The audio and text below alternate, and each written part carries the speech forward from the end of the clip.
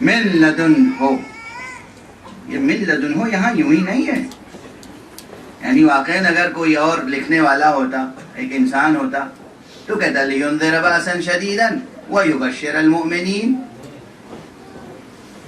اس لدنہو کی ضرورت ہی نہیں تھی درمیان میں، لیکن اس لدنہو نے آ کے بتایا کہ یہاں کوئی خاص بات ہے، ہاں خاص بات ہے جو عام لوگوں کی سمجھ میں نہیں آتی۔ صلوات پڑھ دیجئے محمد۔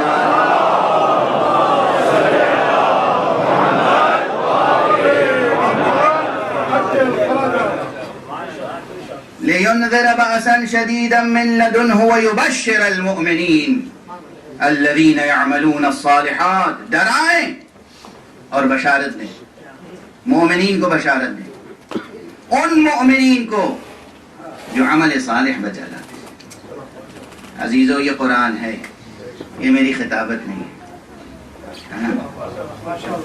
عمل صالح کے بغیر نہ دنیا سنور سکتی ہے نہ آخرت۔ عمل صالح، اور عمل صالح کا معیار ہم اور آپ طے نہیں کریں گے، عمل صالح کا معیار تو اللہ مقرر فرمائے گا، پیغمبر کے ذریعے سے ہمیں تعلیم دے گا۔ اگر عمل صالح ہے تو ہمارے اور آپ کے لیے بشارت ہے۔ کیا بشارت ہے؟ کہ پھر اجر حسن ہے،